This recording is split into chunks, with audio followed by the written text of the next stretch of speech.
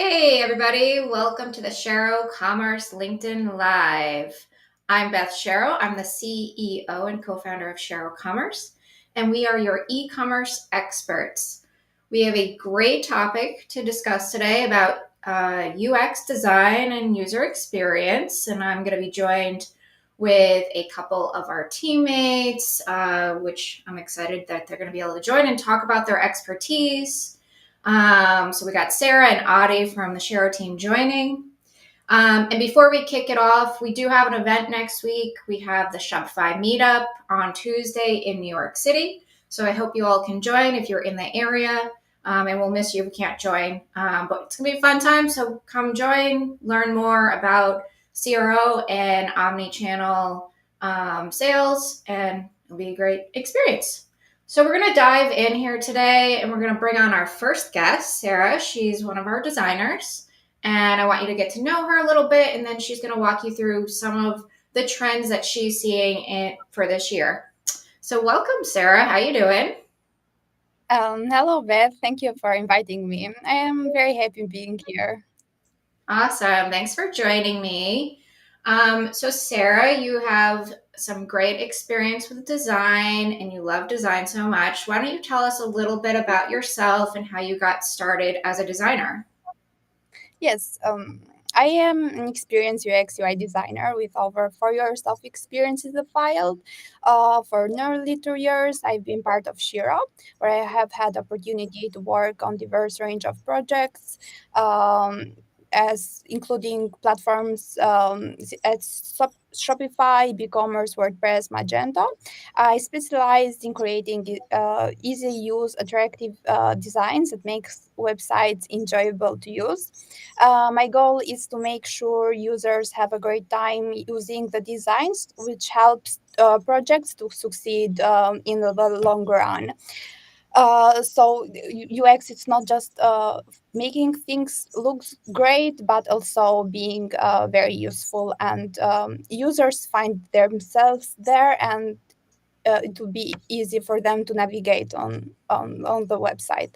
Um, how I started on UX, it's funny because I started an internship for marketing, but there were some UX, UI, and designers that were working there, and I started doing little tasks for them. And since 4 years before, I have been practicing more designs and learning every day for um, creating great websites. Awesome. Well, I love that. As you know, I started as a designer and transitioned to a developer. So it's funny you started from marketing and then transitioned to design. But I think they all go hand in hand. And the more knowledge you have, the easier it is actually to be a designer. And I know one of the things that we do and you do really well is you look at data as well and heat maps to understand what customers are doing to make those decisions. Do you want to talk a little bit about that before we dive into the trends? Yes, of course. Yes, marketing has helped me a lot to understand more the data. For example, at Shiro, we use heat maps for our clients, and when we start a project, firstly we have a look on the heat maps on their Google Analytics, and we see the numbers and how users are navigating there, and then we create how we should improve these areas that people like, but we can do better Yeah. for them to be easier to navigate there. So my background in marketing helps me a lot on my daily based tasks. Awesome. Thanks. Yeah, it's great to see that transition, and we're learning every day. So I know Yes. you prepared some examples of some trends that you're seeing this year in design. Do you want to pull up your screen and kind of walk us through what you're seeing, and we can review it and chat about it a bit? Get everybody Yes. inspired for this year's design trends. Yes. Just a second to share my Figma. Okay. So Yeah, about the topic that we had today about the design trends, I have choose two trends that I like more and I use more here at Shiro that are trend this year, but also have been trends into past years, and I am very happy that they are like timeless trends. Hmm. First one, it is the minimalist. Minimalist is still popular in design, aiming for simplicity and clarity. It's about keeping things clean and focusing on what's important for an easy user experience. For example, I have took our website, Shiro website, that we implemented before 5 months, 6 months. um, so everything here is very clean. It has white space. The focus is on the content, and it's really very easy to navigate on it.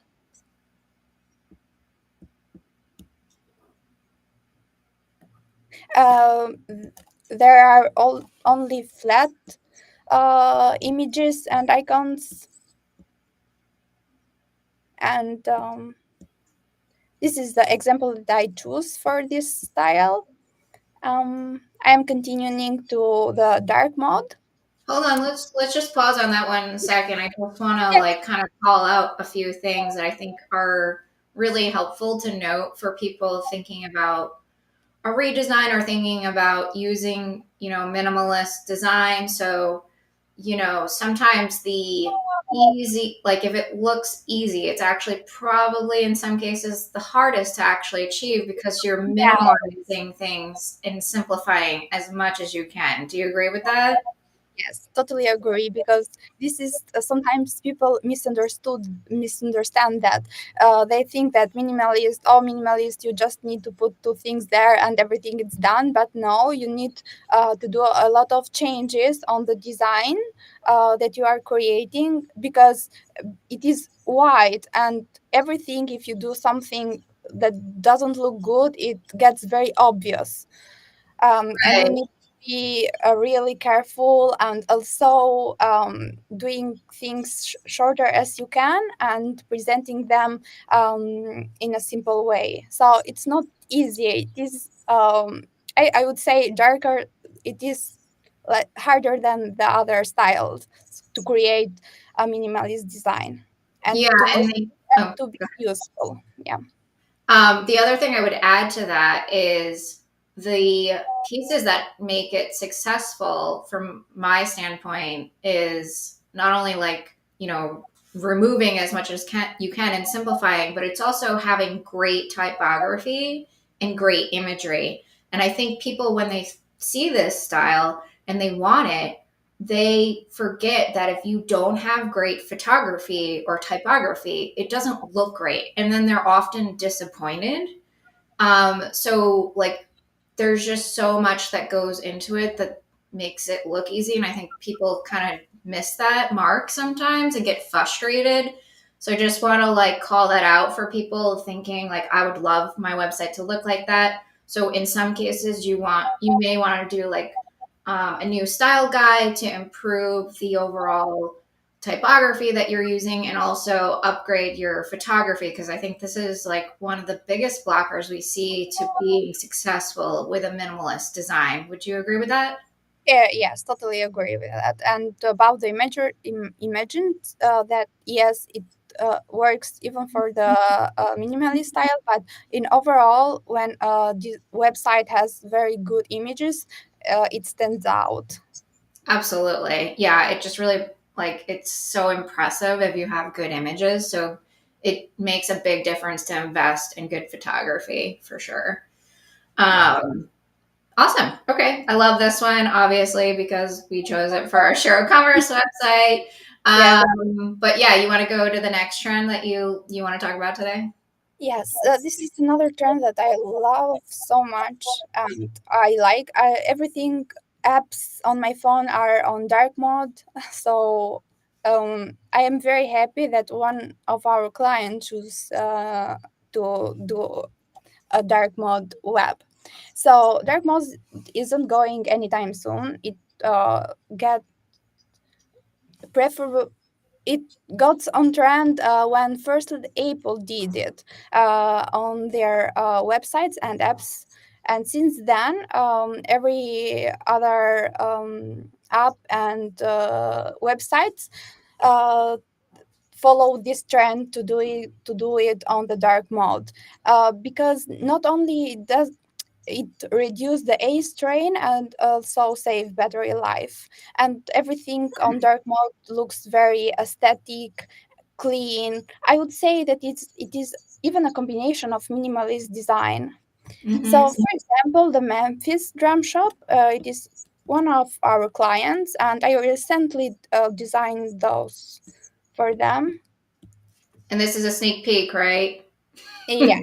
Yes, I haven't add the full website here, but you can see it is very clean. The menu, it is very easy to navigate here,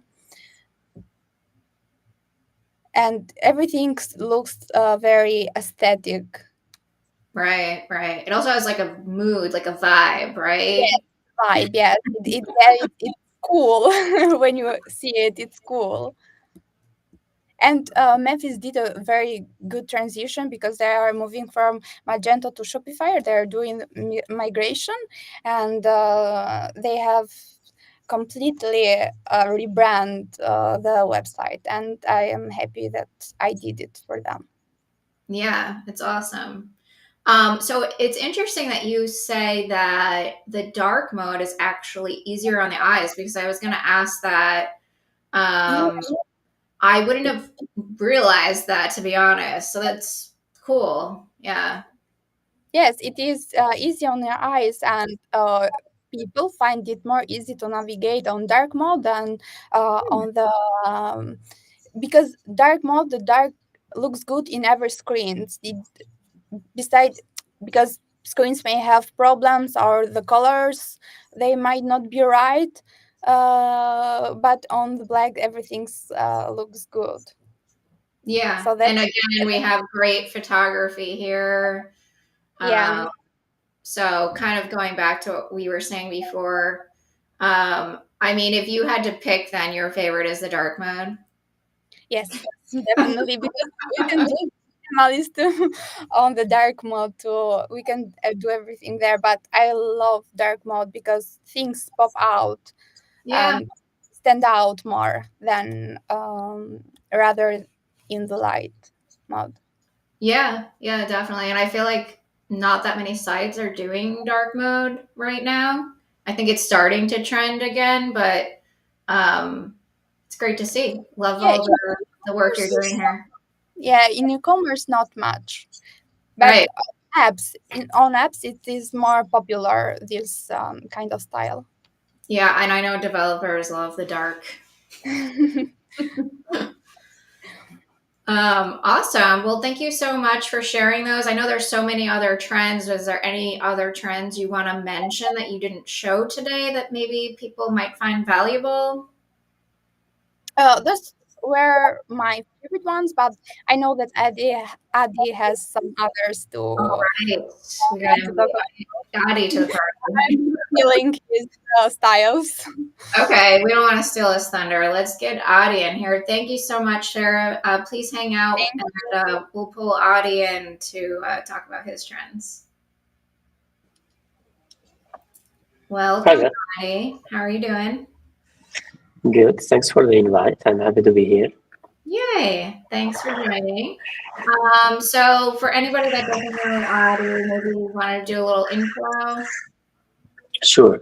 My role is Director of Solution Architecture. That means that I work closely with clients, with developers, with Sara on the implementation side of things.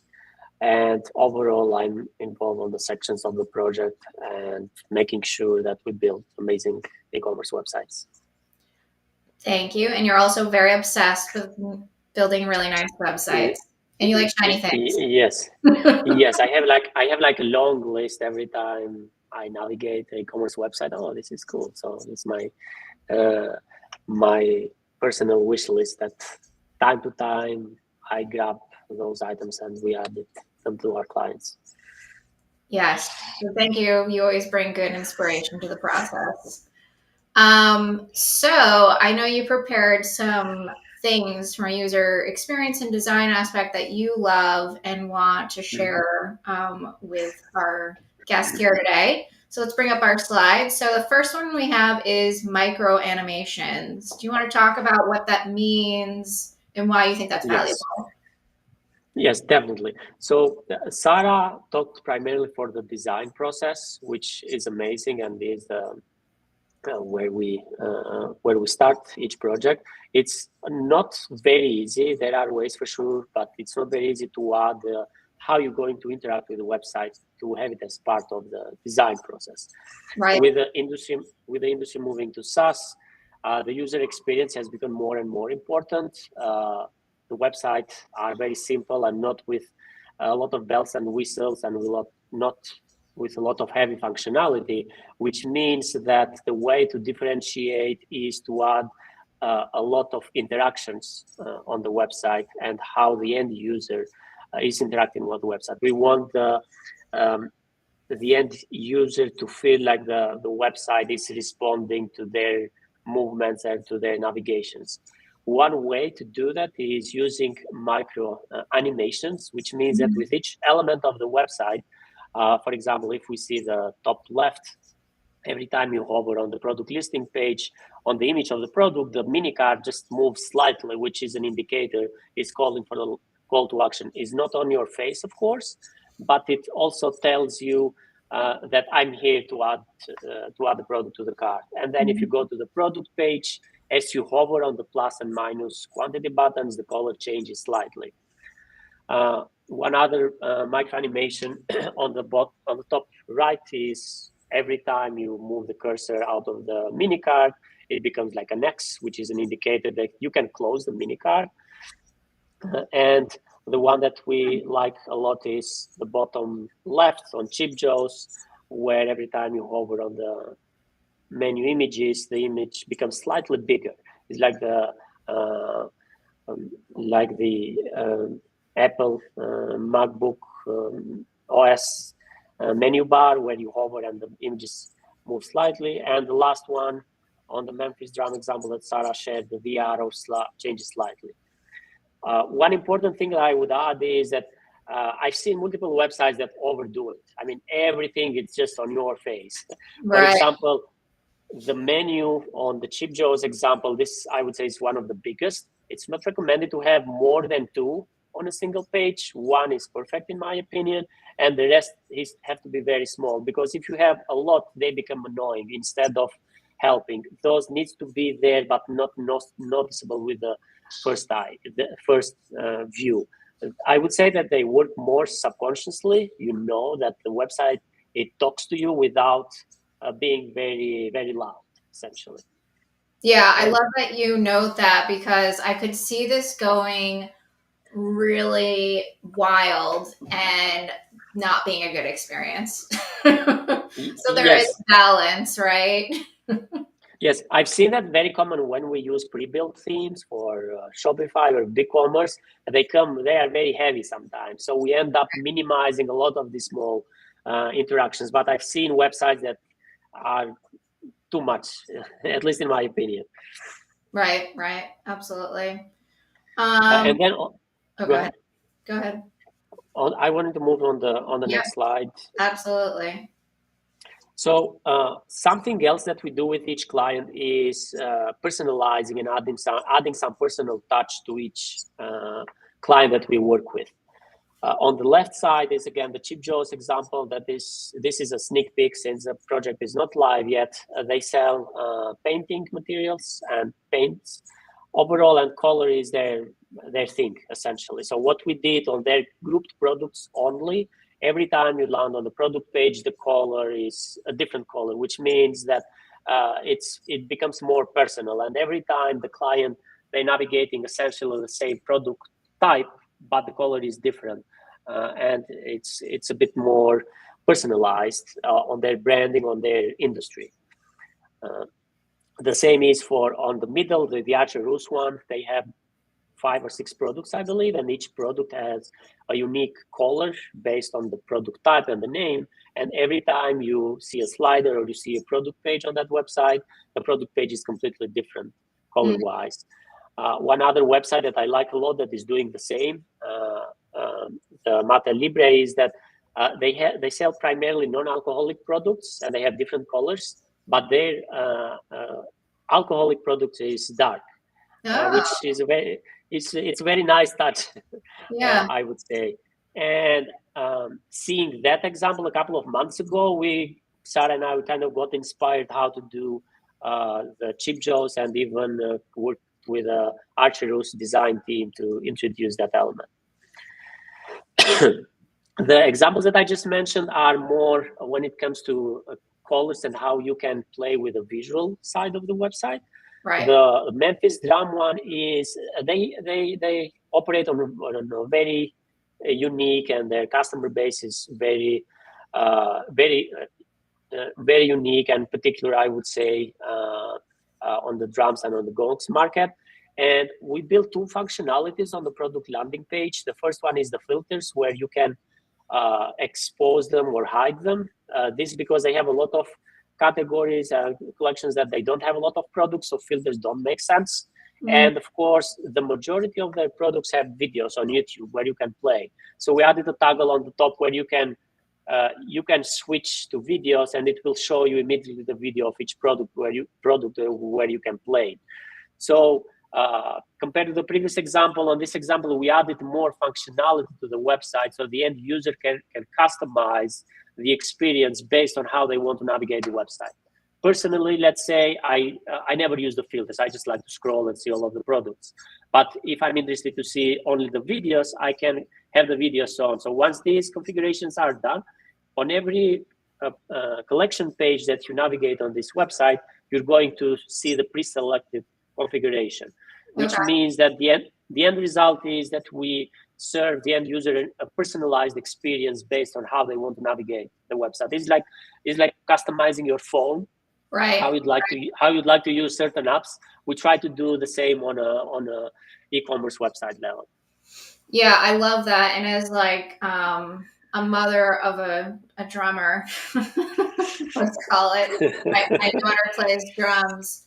I could see that being really valuable to sell this product, to be able to hear it and like see it in action and be inspired by it. So that's pretty cool that you can see the video right there and not have to like click into a page and then watch the video. Like you can just take your time and scroll through it and listen and watch. And yeah, it's great. Okay, awesome. Yeah.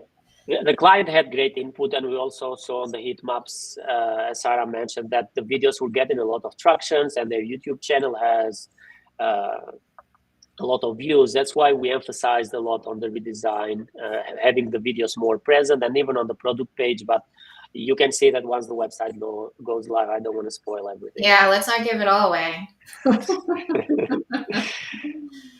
All right, you have one more topic that you'd love to talk about. Yes. Let's hear it. Yes. Well, the last one, unfortunately, we didn't have the opportunity to have a brand that doing 3D animations on the website would fit well. I've added 2 examples here that I love. The first one on the left is the product page, and you're gonna probably, whoever is on the e-commerce space, you've seen this product page on LinkedIn tens of hundreds of times. Essentially, instead of an image, there is a model that moves around, and then the bottom right with the eyeglasses, you can move around and see the product details, especially. Now, since we didn't have this opportunity, what we're doing lately is we have to implement 3D designs or movable designs, but we can implement 3D images, which gives the perception that on a third layer of the website. For example, we do this a lot with the pop-ups, like the one that you see. The Anglo Wine is one of our clients. The other one, the Homeboy, is not one of our clients, but we like a lot that pop-up that showed the couch, and we did something similar with a wine glass. So basically, you have the perception that you see 3D images on the website. You can do this a lot more on a product page. or even product listing page, but we avoid doing it because having always a 3D animation type image of movement always present can be redundant, is too much. That's why we experiment a lot, like pop-ups or components that the end user can dismiss, but not necessarily be always on their face.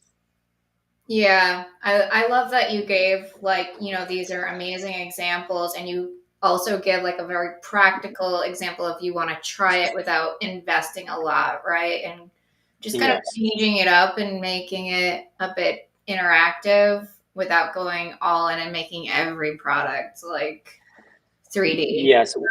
One other thing I would add to all of the three slides that I mentioned is execution is very, very important, which Yeah. means that to implement these type of changes, these are images and videos that you see. So on the website, of course, are more smooth, but I've seen websites that they try to implement them, and unfortunately, the way that the elements are loading are very buggy. Performance is affected a lot. So the execution is very, very important. And even more important is post-go-live. We monitor these a lot through heat maps, analytics, and doing A/B testing to make sure that the effort that we put on them, we get the good end results, and the customers like them post-go-live. Yeah, absolutely. I mean, just making something beautiful without measuring it, seeing how it impacts the performance. Like, you have to think about all these things and make it still seamless as possible, but elevating the experience. So that is one of the challenges. And I think one of the benefits of the technology that's evolving so quickly is that it is much easier to accomplish these things now than it was even Yes. 3 or 4 years ago or 2 years ago, right? It's like the technology is evolving so quickly that you can do so much more than you ever thought you could now, right? Would you agree with that? Yes, definitely. I can compare like pre-SaaS and now it's way easier. But I would say that it's more exciting, I would say, to work with these type of elements and user experience instead of building heavy customization, and they come with certain headaches, etc. Yes, absolutely. Well, thank you for sharing your insights. I'm sure you'll continue to gather more insights and share them as you get them. But it's been great having you join. I think we're going to have Sara join in to wrap up today. Yay. Welcome back, Sara. Hi again. Great. We got the gang back here. So we were able to share some great designs, some things that we've designed at Shero, and some inspiration from other e-commerce websites. Are there any final remarks or tips you want to provide to our audience before we wrap up today? No, based on what we talk about, there I pointed what is more important on the styles that I like more.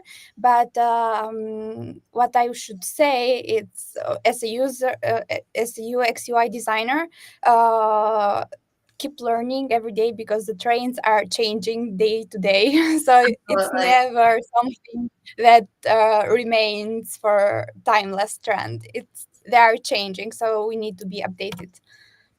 Yeah, I love that you raised that because I was going to mention about like how collaboration is so important.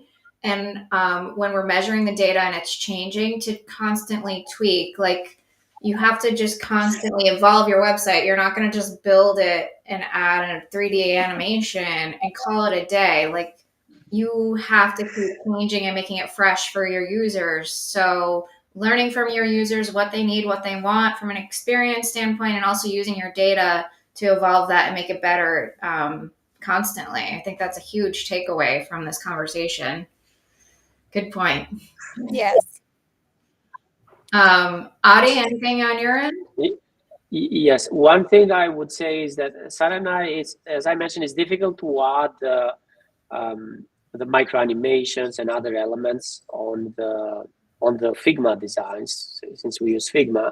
And I've seen the clients being very surprised every time we finalize the theme, and as part of the demo, we saw, okay, we couldn't add this on the designs, of course, but we implemented these 10 nice features how you interact with the website, and they are always amazed, to be honest. So that's I always see constantly and getting that feedback. And I never had, personally at least, I never had pushback saying, oh, I don't like this, change it, etc. So those type of changes and experience and knowledge that we put on the project, those are always welcomed from our clients.